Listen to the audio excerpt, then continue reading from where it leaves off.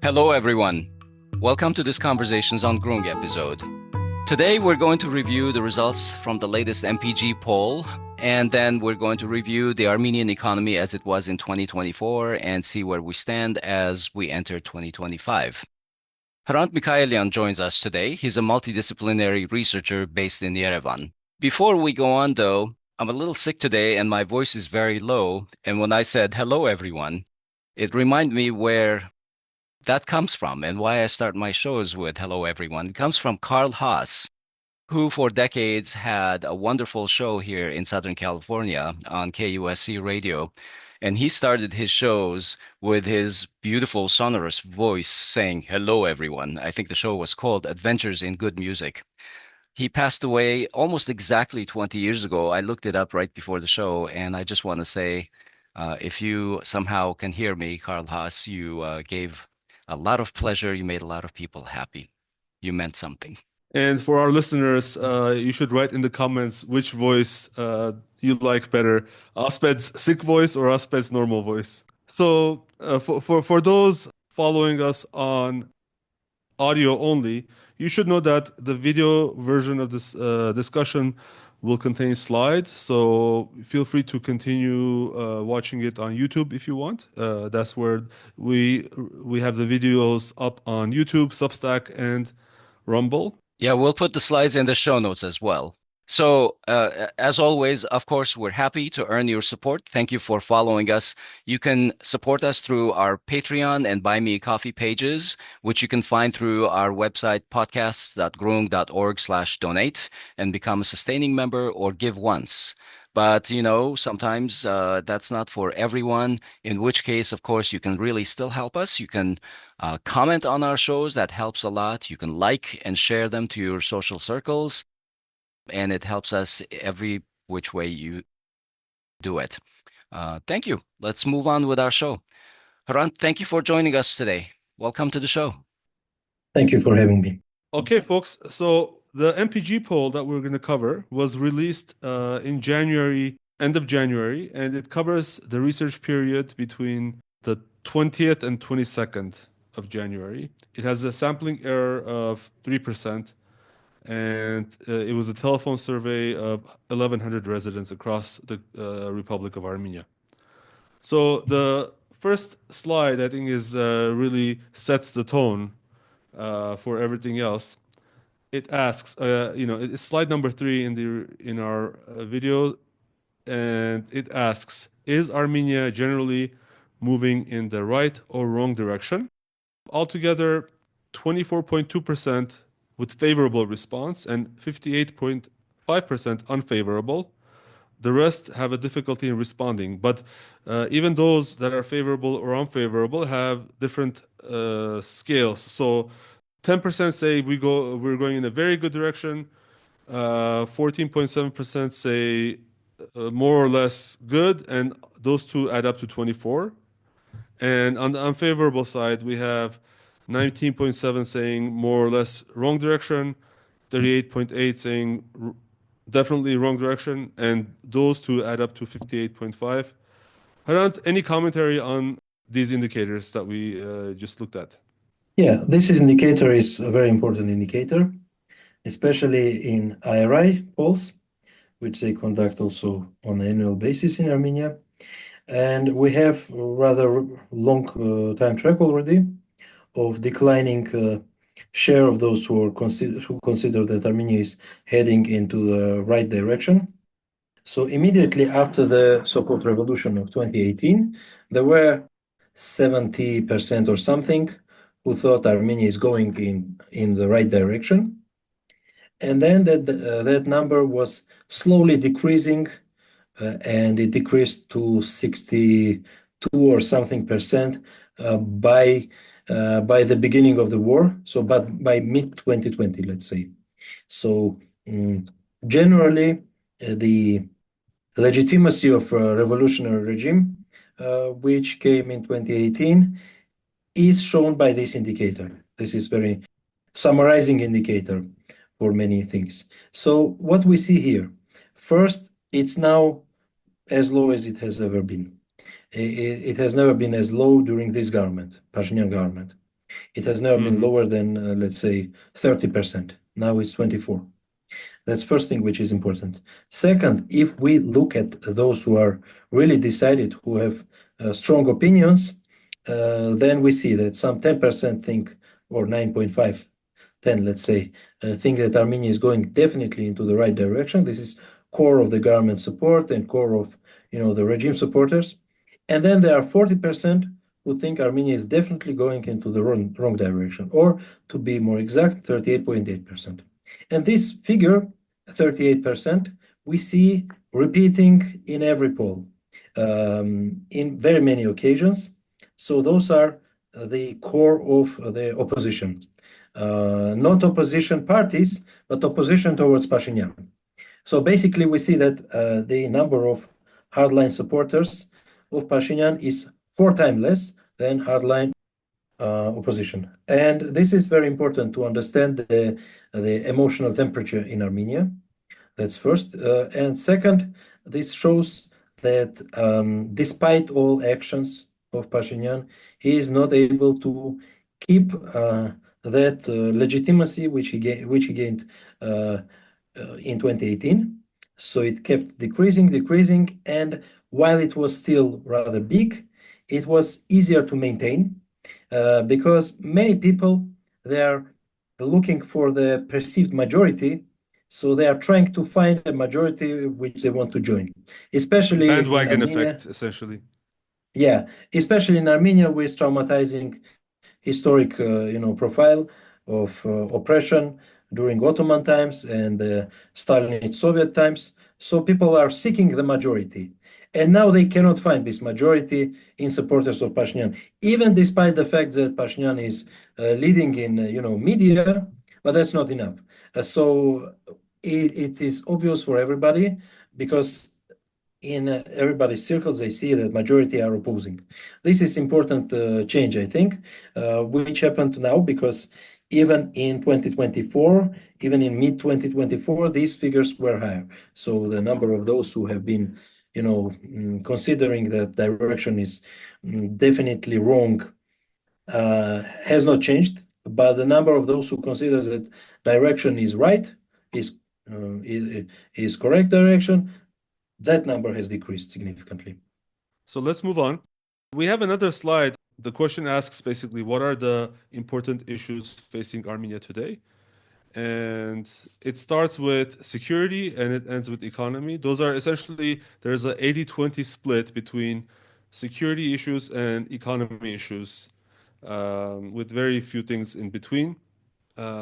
So security essentially is the paramount issue that is of concern for the citizenry of Armenia. Asbed, Hrant, any comments you want to make on this? Well, I can say that there is a deep-rooted feeling of insecurity in Armenia. And of course, people still remember how Armenia secure was until it had Artsakh and before this government. And, most of the topics concerning security are in the top, but even in the lower grades, there are also many issues connected to the security. So basically, security is top issue, then comes economy, and the rest are insignificant. So security is the most important topic for like 75 to 80%. And this is the most important area where the current government fails. Okay, moving on. So I think we should look at slide number 5 because on January 9, the Armenian government approved a draft that will launch the process of the accession of the Republic of Armenia to the European Union. And just today, that draft was approved in the rubber stamp parliament of Nikol Pashinyan in the first reading. There is still a second reading, but I think none of us would expect anything to change between now and the second reading, or only cosmetic issues. Let me read the results, okay? So, what is your opinion on this draft law? And the draft law is one sentence, says that we want to begin the work. Something I'm paraphrasing, but beginning the work on Armenia's accession to the European Union. And what is your opinion on this draft law? 22% strongly positive, 32% somewhat positive. So 23 plus 32, that's like 55%. And then 12% somewhat negative, and 19% strongly negative, and the rest is can't decide or unsure. So what's interesting is that the other question, the slide number 6, also says, do you personally believe that Armenia will have the opportunity to join the EU within the next 10 years? And while 50% say yes, 40% say no. So there's a big, I guess, indecision or polarization on this issue. Uh, any comments, Hrant or Asbed, on these slides, other than acknowledging the fact that these people? Or actually, I want to make a comment. Going back to the first slide, we saw that people are saying the country is going in the wrong direction, very much. Okay. Number two, we said security concerns are of paramount issues. Okay. And so how do we interpret this in light of us going in the wrong direction and security being a paramount concern? Are people really gonna care that Armenia joins the EU or not? Or is EU seen, or is EU seen as a way of increasing our security? If by some miracle Armenia joins the EU, it will help address our security issues. What are your guys' thoughts on this? Let me add one quick thought to that, Hovik. Um, this question about joining the EU, with a lot of people saying yes or definitely yes or somewhat yes, is kind of a feel-good question. I think it would be a little more relevant if we were to ask the question, are you willing to leave, let's say, the Eurasian Economic Union, which is where Armenia's bread is buttered today, for the EU, right? And you put the numbers uh, against each other. How much of an economy depends on the Eurasian Economic Union and Russia versus how much of it depends on the EU. And then it would be interesting to see how many people are willing to jeopardize what's coming in today and then go towards this or not. What do you think, Hrant? They had this question in one of the previous polls, like in late 2024, and basically there was the same result. So, this 55% who are positive about joining EU, the same number was positive about leaving the Eurasian Union. So basically, this is the number right now. And Hovik, you had very good point, because basically the direction where Armenia is heading is not just the abstract thing. It is EU, because it is already has been declared, like at least in 2023 by Pashinyan and by Alen Simonyan, by Hrant Mirzoyan, whatever. What else you should do to state this firmly? So basically, Armenia leaving the Eurasian institutions, CSTO, or Eurasian Union or something else is a part of the deal, where the end game is joining the EU. Moreover, the giving up Artsakh is also part of the deal. I have talked about this, and let me make a comment on that again. So, first time Pashinyan has rejected Artsakh and recognized Azerbaijani territorial integrity was in Prague in October 2022, and it was Charles Michel who made him to do that, and it was a European political community meeting in Prague. Then there was May 2023, again Charles Michel, Aliyev, and Pashinyan again made this statement. And then right after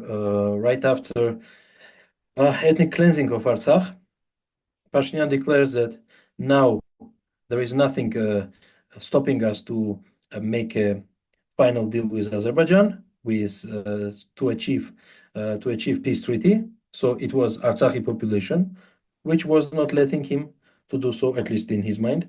And then he went to Granada to make a deal with Azerbaijan immediately after conceding Artsakh. And Aliyev did not go there because he did not want to hear all this European criticism of the ethnic cleansing. And then, because what EU wanted was to remove Armenian administration there and remove Russian peacekeepers, but to leave population under Azerbaijani control. Because in their view, Azerbaijani control, well, okay, there are Swedes living under Finnish control, and Armenians can also live under Azerbaijani control. In Brussels, they don't understand that Azerbaijan and Finland is not the same. Unfortunately, they did not understand that in the last 30 years. But again, this is the reality. Now, after that, almost immediately after that, in European Parliament, they have a couple of resolutions which are calling for European perspective for Armenia. And they are mentioning all these episodes as well. And they, by the way, they have brought the idea that European observers, which are stationed in the eastern border, southeastern border, de facto border of Armenia, now they can go to in the future at least, they can go to Armenian-Turkish border as well to replace the Russian base. And now going back to the Armenia, EU, and Eurasian Union, this, triangle. The thing is that on one hand, of course, Armenia is highly dependent on Eurasian market, but this is not the most important thing in this equation, in my view. Because, okay, Armenia is dependent, but what is it doing for? I mean, what the direction is? Let's put aside the Eurasian Union for a moment. Are we going to access European Union in any time? Not in any time soon, but in any time at all. And the problem is that 51% still believes that we can. And this 51% is motivated by propaganda, by the government propaganda. And this propaganda is very harsh. They are speaking all day long that Armenia has European perspective, even about NATO perspective, which is completely false. Let me open up the brackets here for a moment. So there are 10 countries in a line which want to access the EU. The last country to access the EU was Croatia in 2013, and before there were two countries, Romania and Bulgaria in 2007, which, by the way, in terms of internal visas and other issues, transportation issues, they became full-fledged members just in 2025. But let's skip this. So basically, since 2005, after 2004 enlargement, there are only three countries which have entered the EU, and one country, but much bigger, which has left the EU. It's UK. So basically, we are free to say that EU is not continuing enlargement. Basically, EU is declining. I have to mention this one uncomfortable fact too, is that in order for the EU accession process to formally begin, there is nowhere where there is a requirement saying that you have to have a referendum, you have to have a law. The requirement is that the European governing body should give you a candidate status. That has not happened. So it doesn't matter how many referendums Armenia passes and approves. Without that candidate status, I don't know. It's like, to me, this sounds like, would you like to be, an interplanetary species and go live on Mars? Very unrealistic. Elon voting, yes, yes, yes. I want to add one thing about this. Hrant, you said something about the propaganda that is bombarding the people, because I was going to ask, okay, are the Armenian people connecting the dots about leaving the Eurasian Economic Union and entering possibly or hypothetically entering the European Union? We're talking about Eurasian Economic Union currently being about $12 billion of trade versus a few $100 million for the EU. Of course, the government is trying very hard to make believe that there's going to be a soon and very positive outcome. So I'm wondering if the government is doing everything it can to help the people not connect the dots on the reality here. Well, first, connecting the dots, definitely. That's important question, because on the one hand, they say they don't agree with the course of the country, and on the other hand, they support the European Union accession. And basically, the problem is that the course is European Union accession. So what I wanted to say is that all sacrifices Armenia has done were done in order to get to the West.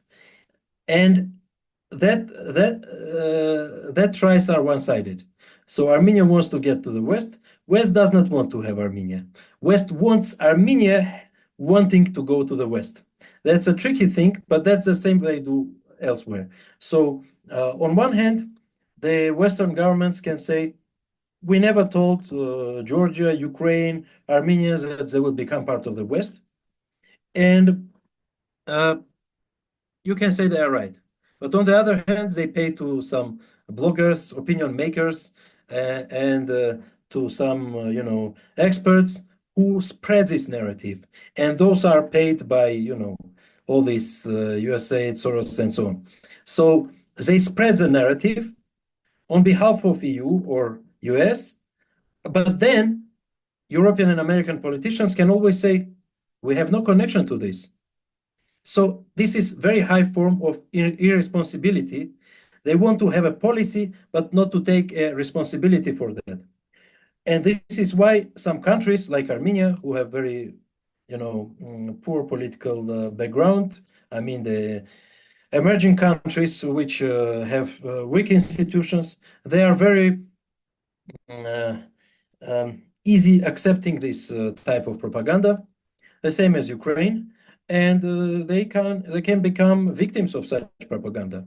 Again, in the same way as Ukraine. So they make all possible that all the problems which are occurring right now are connecting in people's minds with Russia. Although it's worth mentioning that Russia has to do with many of Armenia's issues, but definitely not all, and especially the current course, right? So we should detach what issues are connected to Russia and which are not. And the security issues, again, are connected to Armenia's current government's direction to the West. That's, I mean, for everyone who is involved, it is obvious. So this is important thing. And then the referendum. It's the same propaganda war because on one hand, yeah, there is no requirement on referendum, but we can remember that many of the countries who have been trying to access the EU lately, they have got the informal requirement on the accession on the referendum, and Georgia had these referendums as well, by the way, in 2008, with vast majority voting yes. So here is the thing. Again, they are not saying you have to have this referendum, but they are very much encouraging the authorities to have this referendum, to use this as a foreign political tool.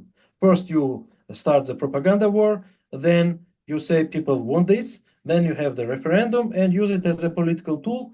And okay, this all theoretically would be okay if there is a next station for this train, which is accession to the EU. We can discuss whether it is good for Armenia or it is not good for Armenia. But the thing is that there is no such station for Armenia. Never, ever, in a political perspective, Armenia can become member of EU. First of all, because there are 10 countries in a line, and the last in the list is Georgia, and Georgia is far ahead of Armenia, both in geographical terms, in economic terms, I mean the connectivity, logistics, and so on. It's not that economic income is higher in Georgia, but the logistics is much higher, which is very important for the EU accession. It's not. It has not been discussed much, but this is very important. And then the security issues. Armenia has lots of security issues, which EU is not going to take care of. Definitely not going. So Armenia never ever in the next 20, 30, 40, 50 years will become member of the EU.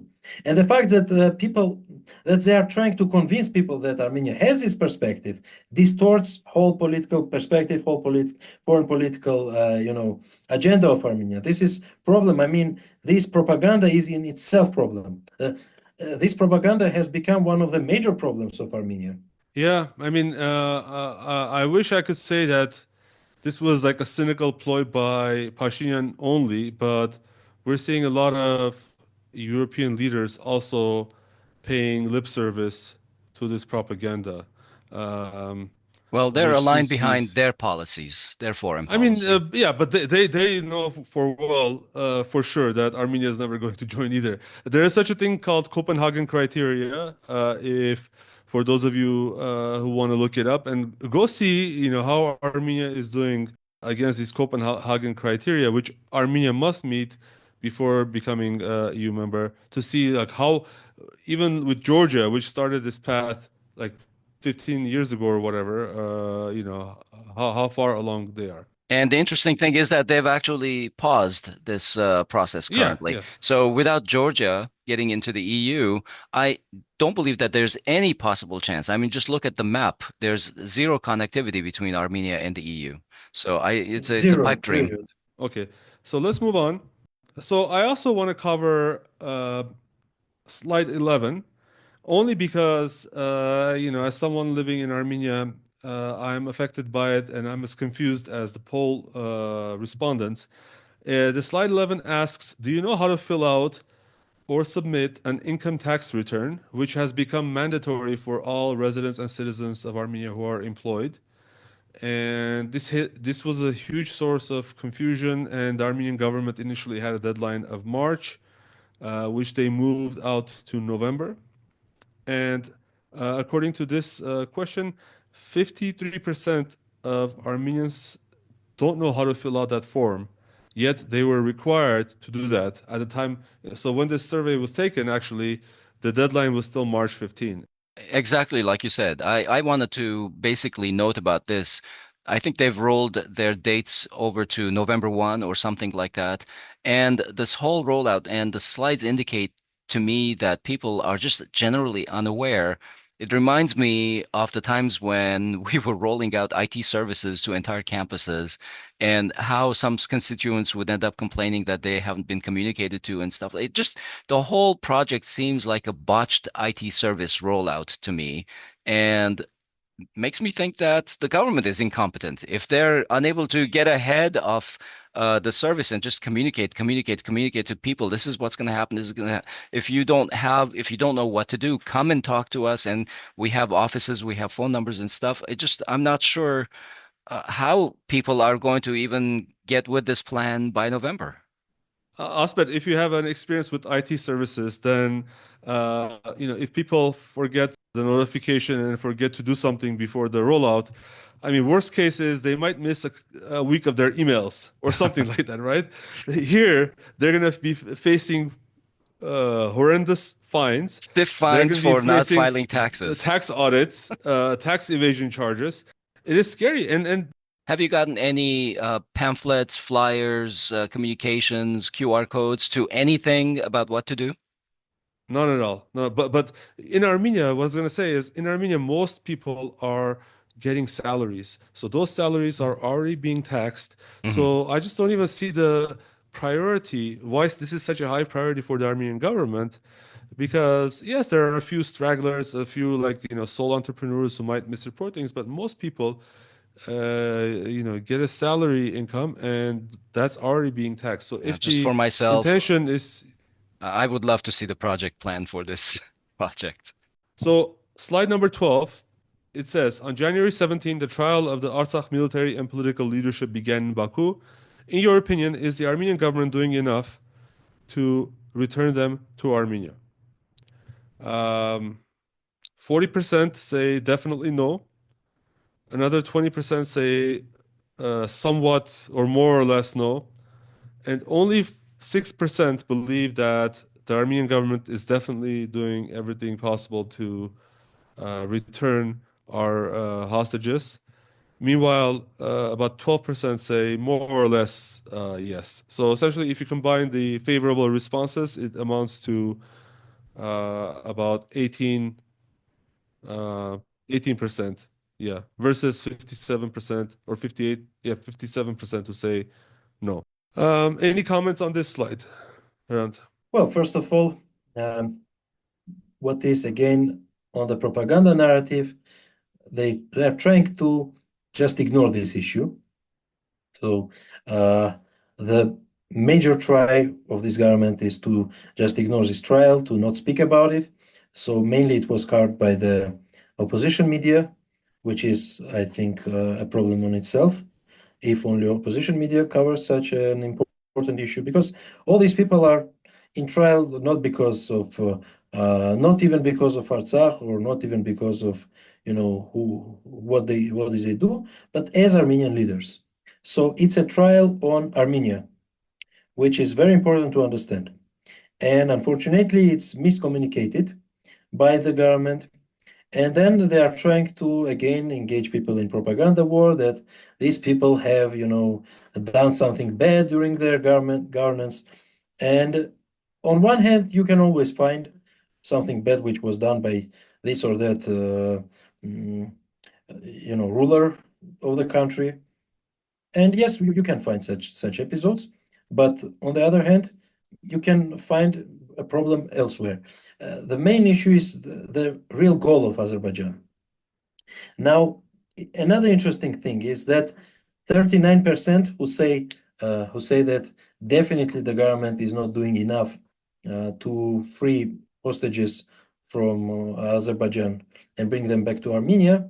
It's almost the same 39% who said that they are discontent with the political course of Armenia. So maybe the main source of discontent is the Artsakh issue, well, broader security issue, but Artsakh issue, I would say, as a source of discontent.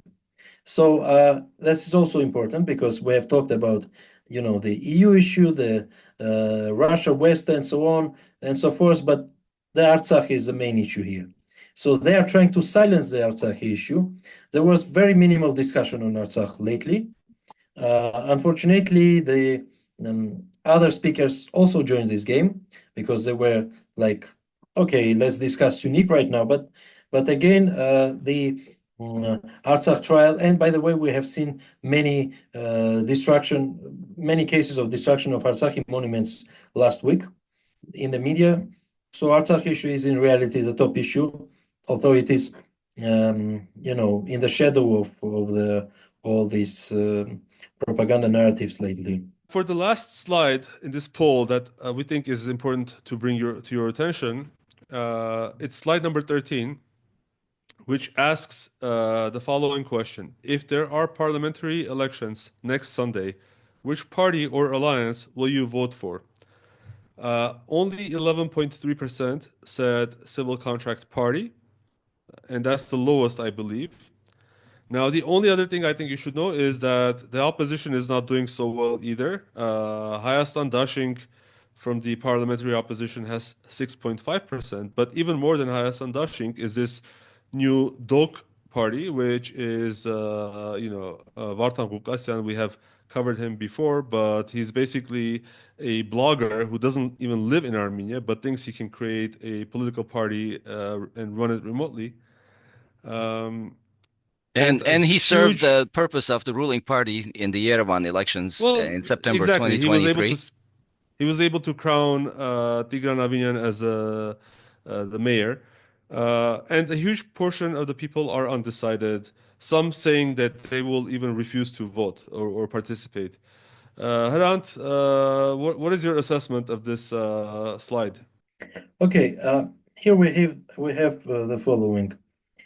As of now, 33.9% have decided and have disclosed which party they are going to vote for, and 66% did not say.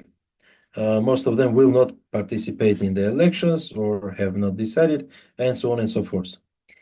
If we consider that those who have not decided will not participate in the elections, or their votes of those who will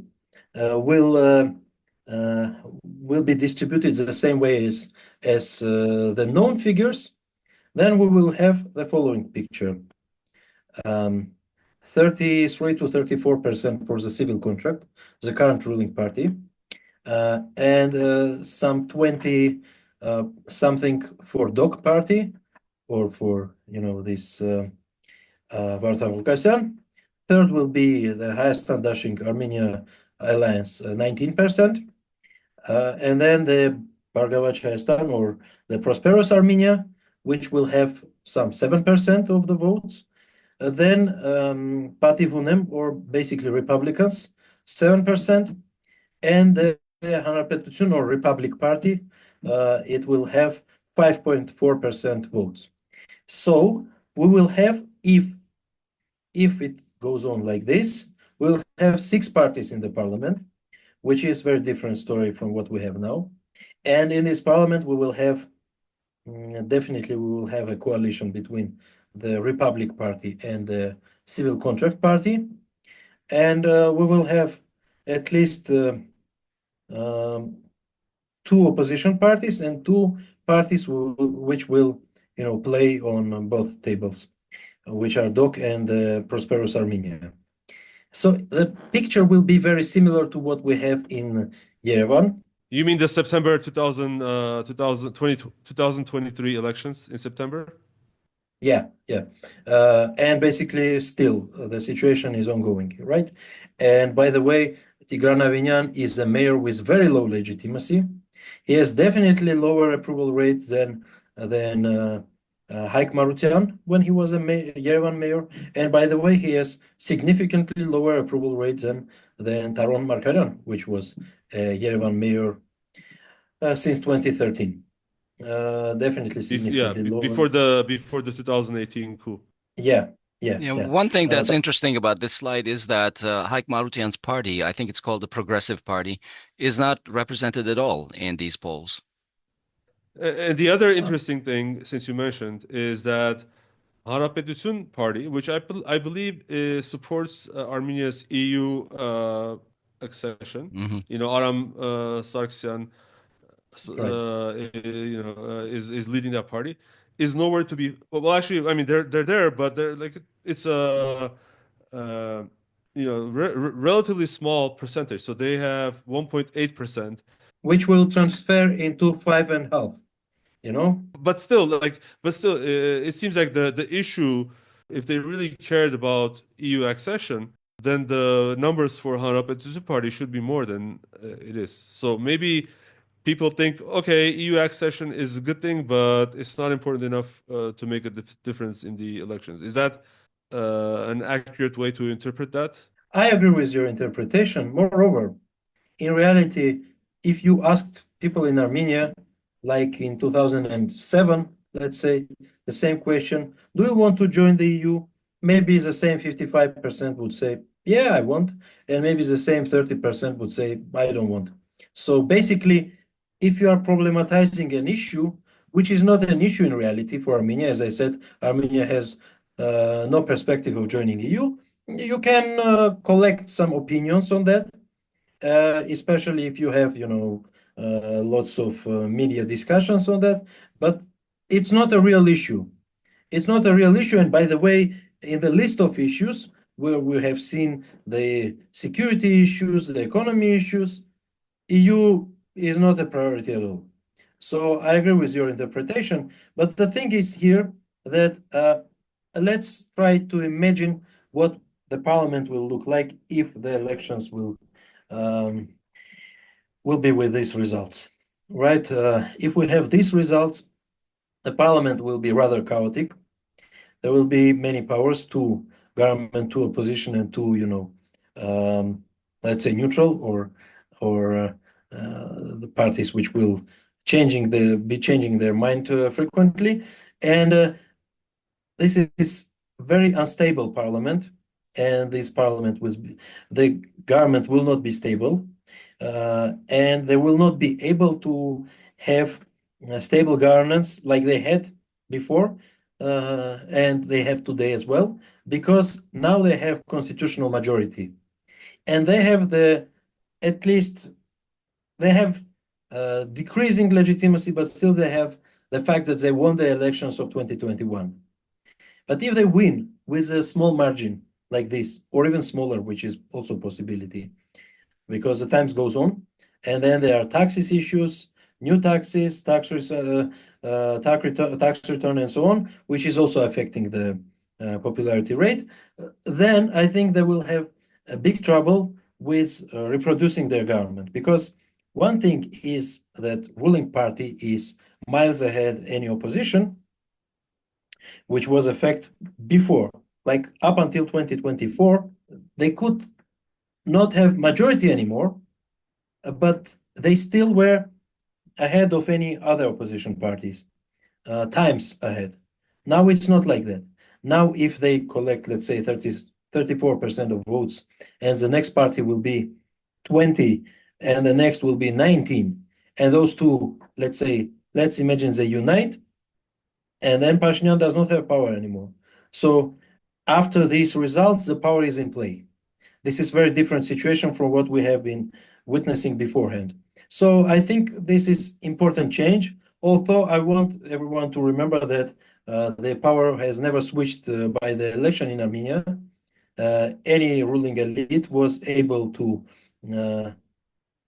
every ruling elite was able to manipulate the elections, the election process, the election law, and the media landscape, and so on and so forth. So this government is also capable of that.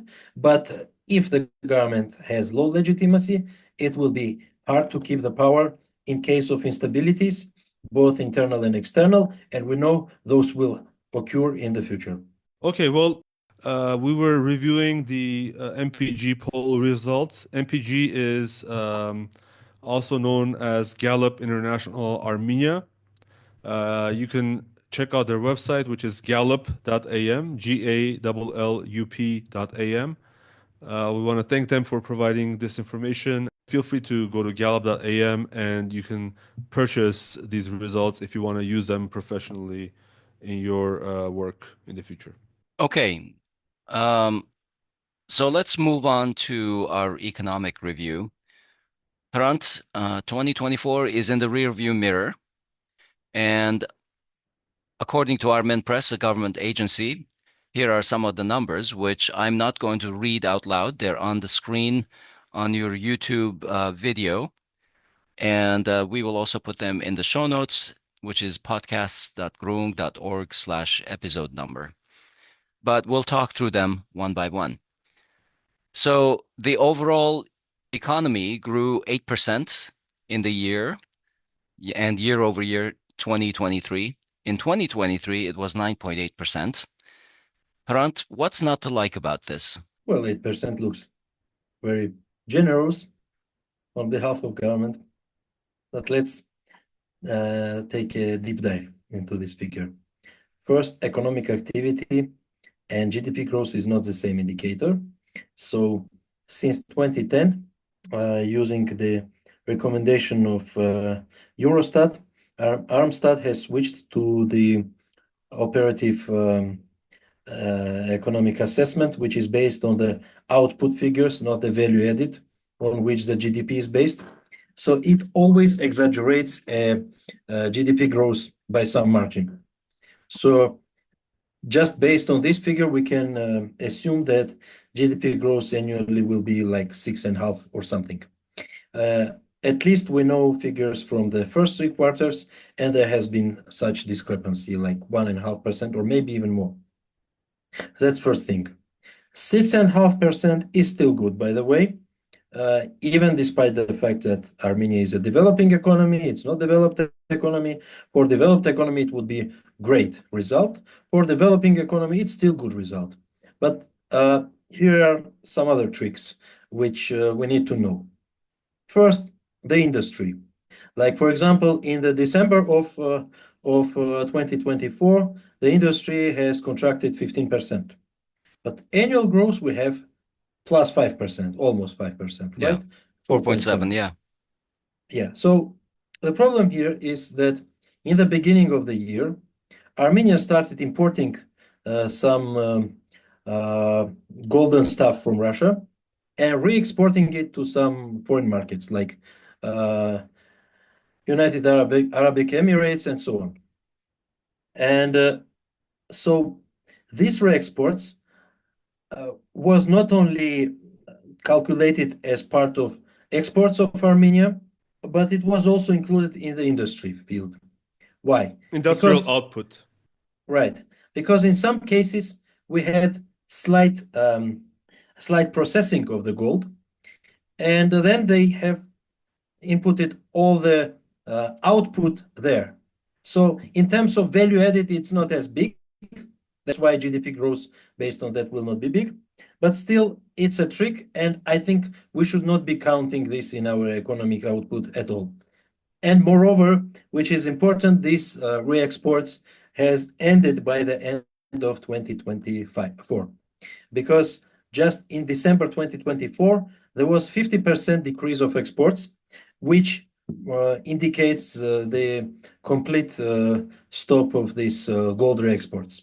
That's one thing. So if we exclude these gold re-exports, we can already consider that the real industrial output growth will be lower, or maybe it will be even negative. I don't know exactly. The problem is that with this, Russia sanctions, evasion, re-exports, and so on, the economy is a bit distorted, or not economy, but the statistical landscape is a bit distorted.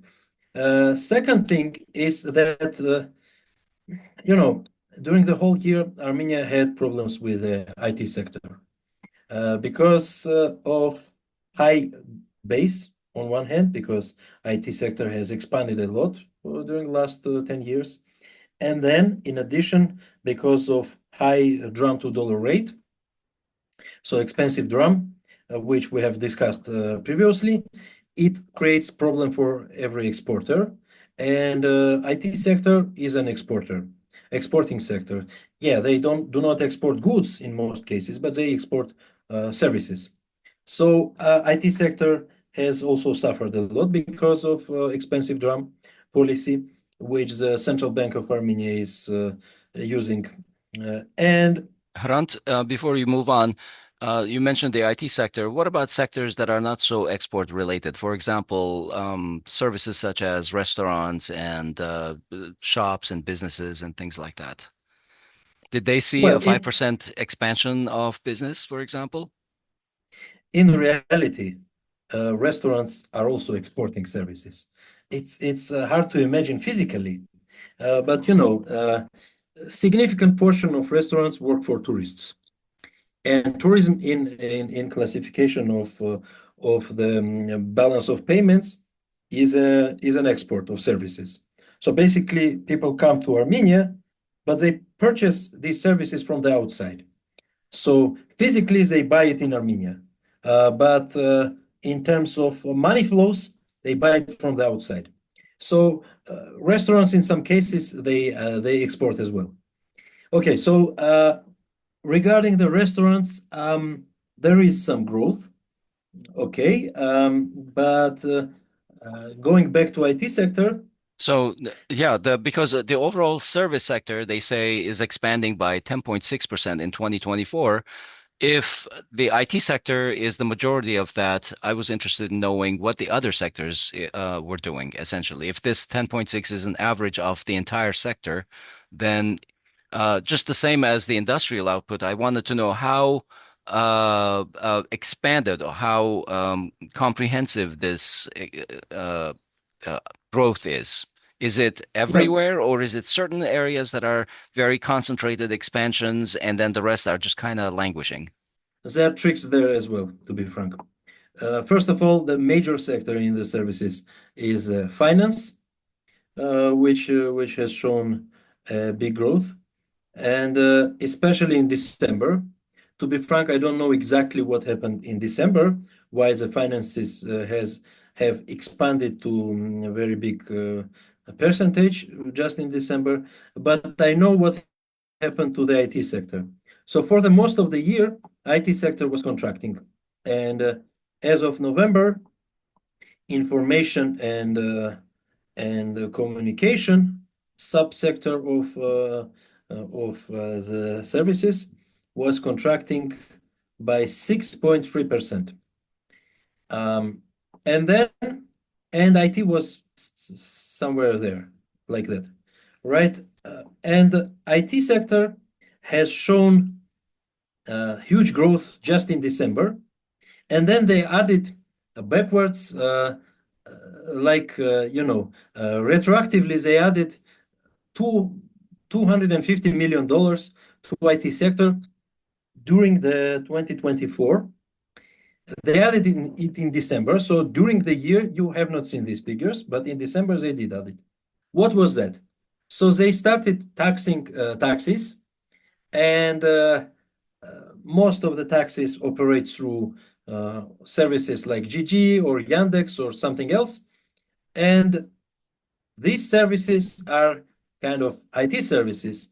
So they included the taxi turnover, which has been previously in the shadow, to the IT sector as economic growth. So in reality, we have this turnover, but there is big question if we can consider it a growth, because we don't know what it was before. They have calculated it right now, but it's not a growth per se. And second, how can it be attributed to the IT? Okay, you can attribute to IT the management of the taxi services, but not the taxi turnover at all. So here is another trick which we have in our statistics, and which also exaggerates the growth.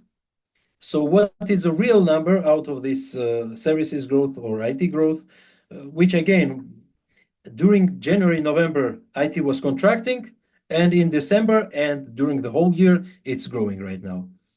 So I think they're playing with these figures just to get positive result. And the statistics, unfortunately, are significantly distorted. I'm not sure about other fields, but this industry, IT, and then the exports are significantly distorted. So, but general, if we zoom out a little bit, services, which includes IT, so you believe that the rise in services, which is 10.6% based on Armen Press's results, is partly due to the inclusion of taxi services, the inclusion of revenue from taxi services, which only recently was brought in from the shadow economy. Is that correct? Well, regarding the whole services subfield, I don't think so, because in reality, IT is just maybe 15% of all services, and maybe out of this 10.6%, this taxi turnover it could be like maybe 1% or even less, or maybe one. Let's leave it like this. Maybe it's just 1%. It's not that big for the services subfield, but that's what I have seen. Well, in reality, it was not me to find this out. I found it in a Telegram channel which is called Your Beloved Economic Edition, which covers some Armenian economic issues. Is that in Armenian? Well, it is in Russian in reality, but I found this and it was interesting because industry I found out earlier, not only me, and then the exports again. So this economic growth which they are showing, it's tricky one. I don't know which share of this is a real one, especially given that lots of exports is re-exports.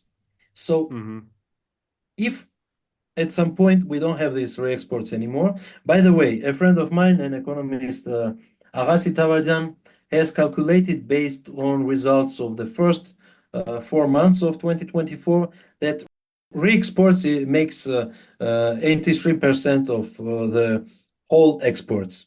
83% of the whole exports.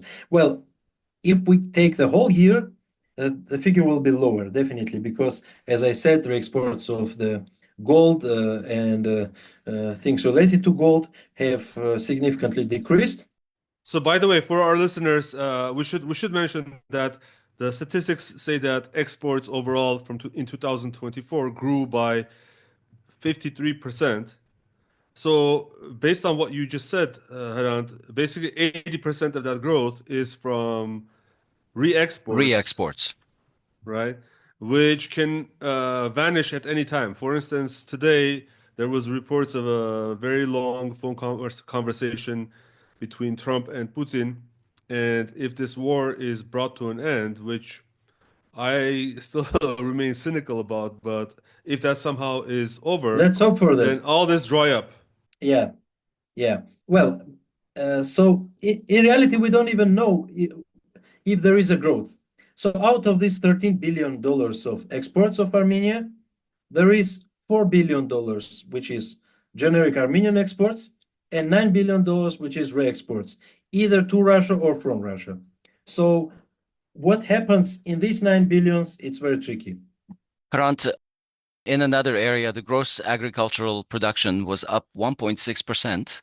It's a little bit of a concern because all year I have read farmers complaining that the government is not giving them appropriate assistance for various of their infrastructural needs, machinery needs. What's going on in this sector? Why is the government not paying attention to a really, really important sector here? Instead of talking, for example, going to rice from wheat. Well, in reality, agriculture has never been a priority for this government. Moreover, you can find numerous quotations where they say, "We don't need agriculture. Agriculture needs to die. We need, big farms and so on." So basically, the narratives which have been brought from the outside of Armenia, which have no connection to Armenia, because Armenia is a landlocked, mountainous country at war. So, using American or Australian, experience here makes no sense whatsoever. But anyway, yeah, they have decided that agriculture needs no attention, and in late 2018, they abandoned the Ministry of Agriculture of Armenia. They have put some responsibilities to the Ministry of Economy, but Ministry of Economy is not able to fulfill all these duties. Why? Because Ministry of Economy is a ministry which writes regulations, they write laws, they deal with the papers. Ministry of Agriculture was distributing fuel, distributing, the seeds and so on. So it's difficult, different type of activity. They have been engaged in physical activities, in transportation, and so on, while Ministry of Economy writes laws. So Ministry of Economy is unable to keep agriculture going and growing, and that's why we have seen during last years, almost every year in last 8 years, let's say, agriculture was decreasing. There are some environmental reasons for that. Which are, draining. And by the way, Turkey has constructed several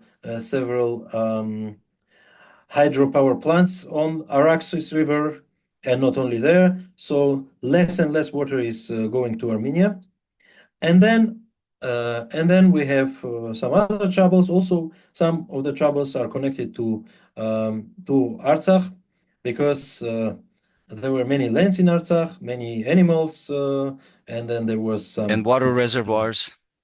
water reservoirs, and then Yeah. then also arable land and so on and so forth. So there is a very big loss which is not even accounted here. But going back to the agriculture figures, let me say this. So we have growth in meat production, decrease in milk production, decrease in egg production, decrease in wheat, in potato, very slight increase in vegetables, and basically 1.6% is virtually nothing. Also, given that we had decrease in the previous years. So I think agriculture needs lots of attention, especially given the environmental, logistical issues, losing of Artsakh, and so on and so forth. I'm going to say this is, on a personal commentary, this is a major failure of the government that it's not taking care of this agricultural aspect. Moving on, construction actually looks pretty good at 14.5%, but I still want to know, is it countrywide growth, or is it still concentrated in Yerevan or the center of Yerevan, while other major cities like, Gyumri, Vanadzor, Meri are just languishing again? Construction in the beginning of the year, it was almost 20%. Then it has lowered, but 14.5% is still rather good indicator. Yeah, pretty good. Especially if it goes on in the next years, because we had a huge drop in construction after 2008 crisis, from which we have not even recovered yet. So in the construction field, but we're approaching that level, and if we continue growing, I think that we might surpass it. And given that there is a demand, because we have 200,000 people, new population, let's say, in Armenia, 20,000 Indians, 60,000 Russians, and 120,000 Artsakhi refugees. So basically 200,000 people, but with the same housing stock. So basically, we require lots of construction. Hmm. We need at least 8% growth of the all housing stock. So there is very big need in construction in Armenia. But of course, there are issues with funds. Now, regarding Yerevan and provinces, of course, right now it is concentrated in Yerevan, but it's gradually moving to during the last several years, it was gradually moving towards outskirts of Yerevan, and starting from 2025, it will move to the other urban and rural areas. And the reason is the following. Since 2015, the government accepted a law according to which the government will cover mortgage percentage expenses of the families which have bought a newly constructed house.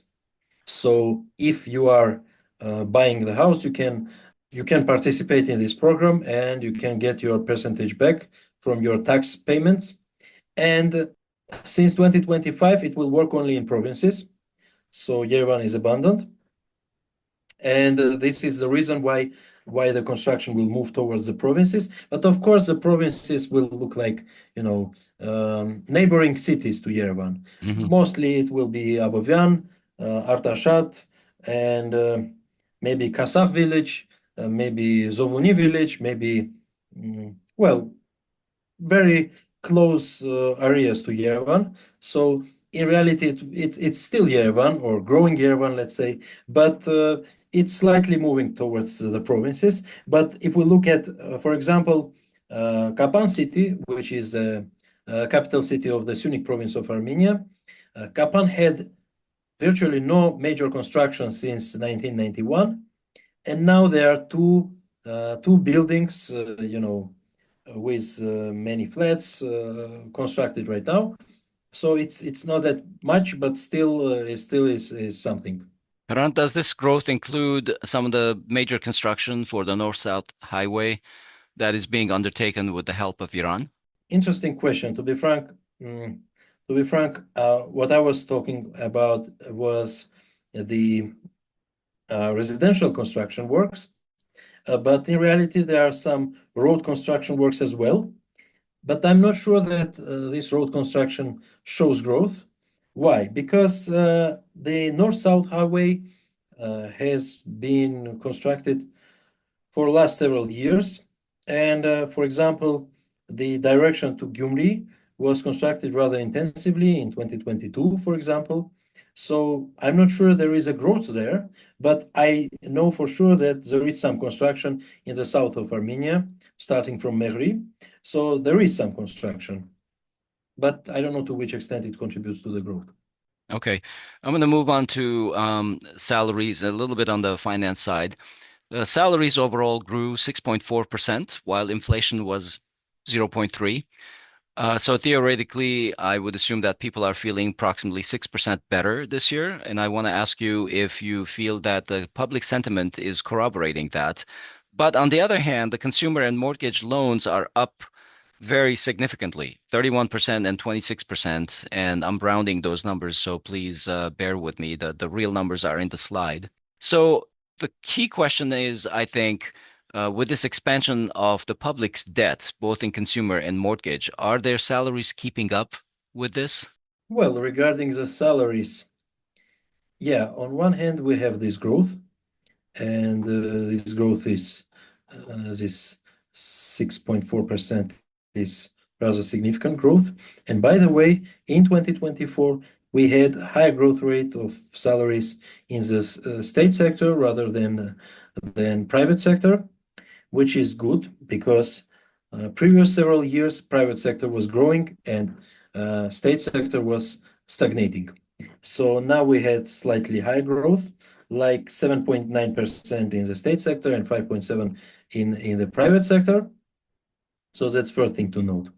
Second, yes, inflation rate is 0.3%, but in reality, there is an average inflation, whereas median inflation would be different because consumer baskets are different for different groups of people.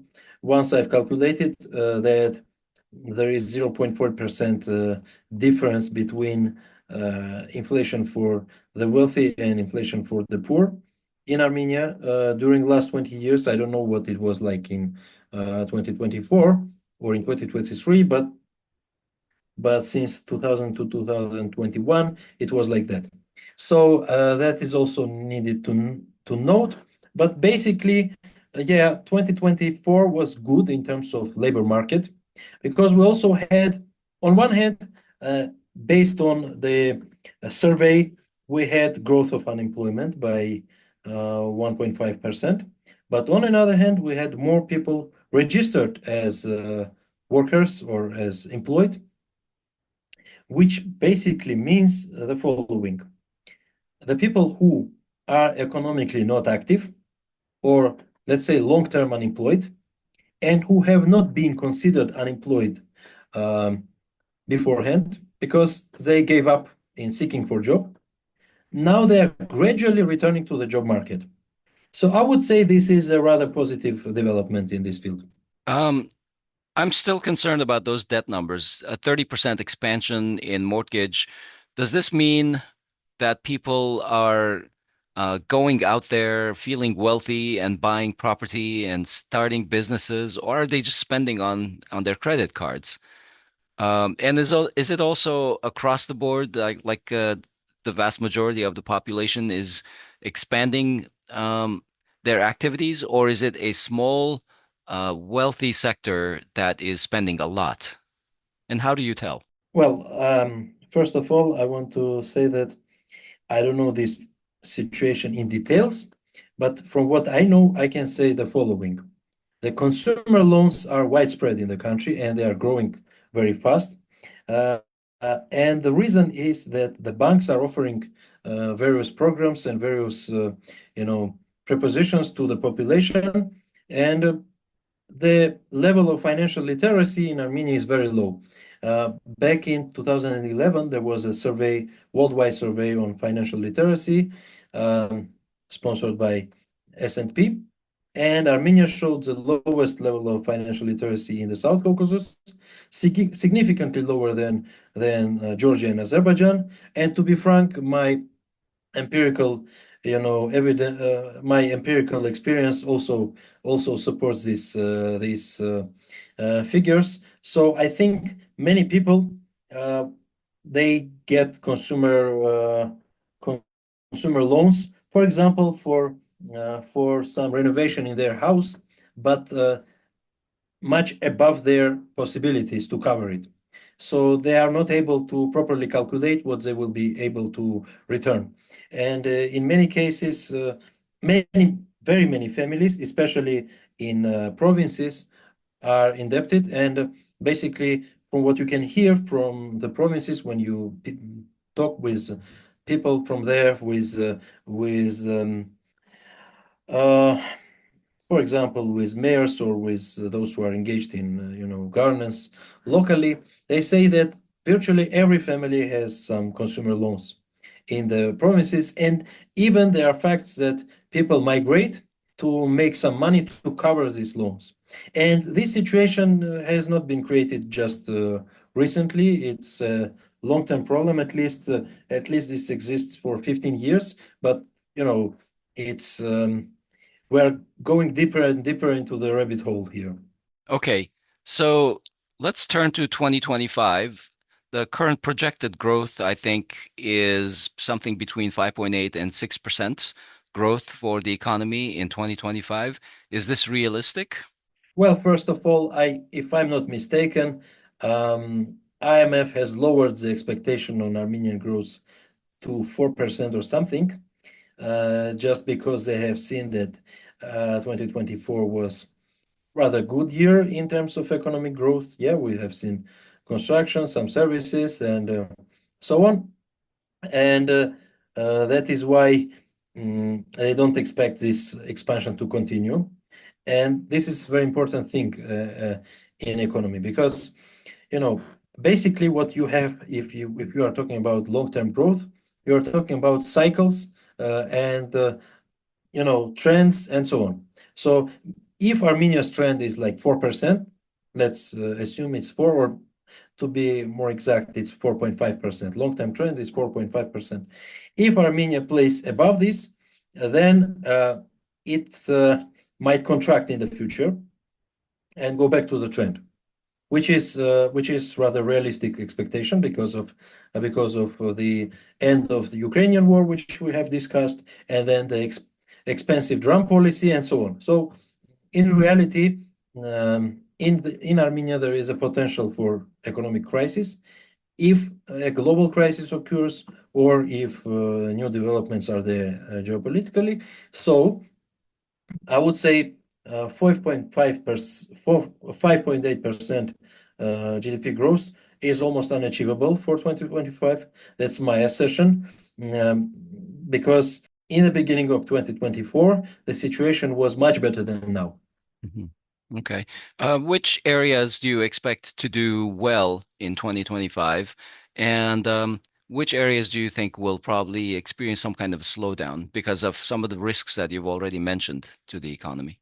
Well, construction you can expect to continue growing.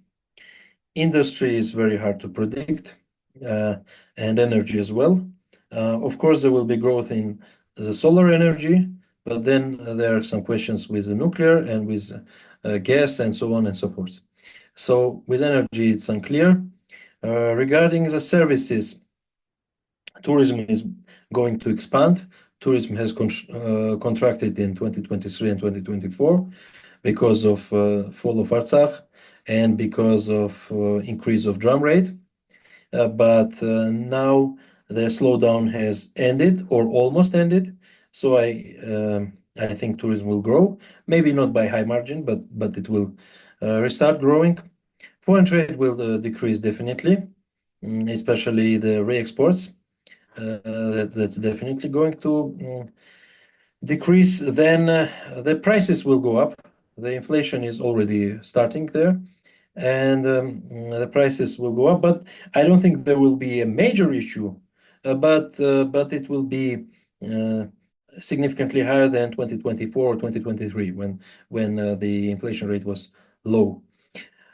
What else do we have? Agriculture. Agriculture, to be frank, it's very hard to predict because there are some weather conditions and known political constraints. So I don't expect any significant growth there, but it's not very predictable.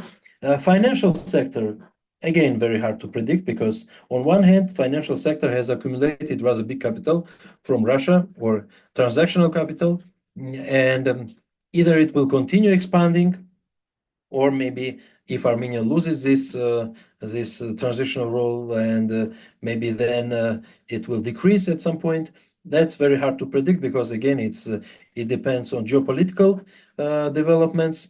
So I think that's it. And the trade, local trade. The local trade is completely unpredictable because lately the online markets have taken whole trade in Armenia, including Russian Wildberries, Chinese Temu, and American Amazon and eBay.